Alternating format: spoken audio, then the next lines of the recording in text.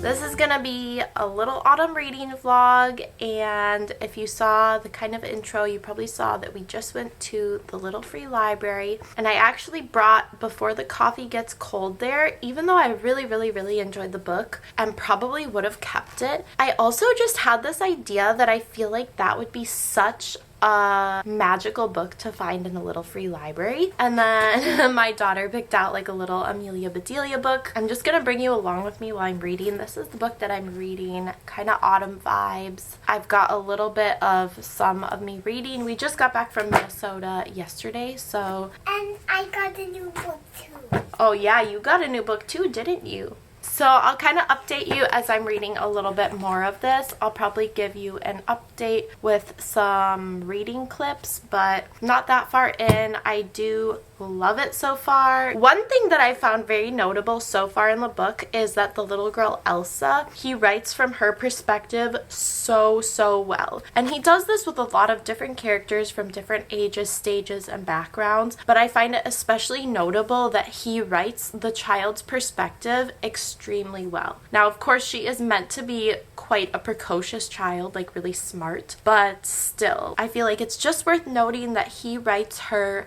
perspective so well, and like even just the little connections and the thought processes of a small child. I mean, I have small children, like I understand how that works, so he does such a good job with that, and that is one of my first most notable points that I just want to make. But I'll update you once I get a little bit further. My hair, my outfit today are giving sewer rat vibes, so I'm gonna say goodbye and go charge my battery for my camera. My hair is looking kind of crazy right now, but it's post-nap. I read just like a little bit, and I'll kind of update you on what's going on in the book, but right now we're gonna head outside and visit our fruit trees.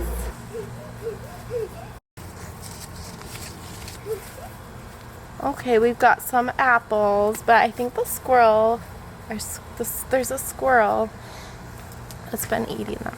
Apples that are ready, and those are persimmons over there, but they're not really ready yet. They probably won't be ready for a while, and that's like a winter fruit. So the story follows this little girl who's really close with her super quirky grandma, and it kind of opens with them getting in trouble for breaking into the zoo, and then it's like disclosed that she doesn't have a license, and she's kind of been in the hospital, and it's not initially we're not initially told why, and then it's revealed. This isn't like a spoiler, this isn't really just part of the plot, actually. It's really just almost a synopsis, but then we're basically told that, or it's revealed via Elsa overhearing in a phone call that her grandma is sick,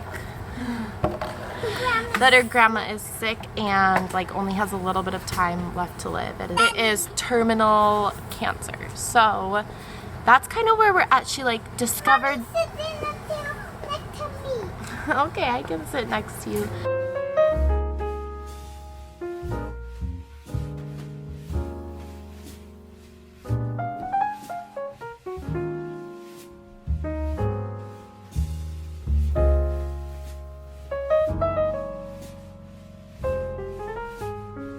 Okay, just a little reading update, and I just still not that far because I feel like every chapter is like a gut punch, but Granny just passed, and just once again the way he writes these is just so beautiful. Just, it's not even just the thing that happened, but it's the way that he wrote it. I'm gonna keep reading a little bit.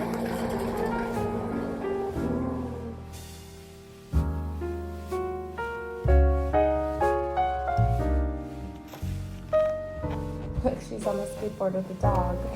Oh, what do you think's gonna happen with the skateboard? It's gonna break, or maybe she'll fall off of it. Should we turn the picture camera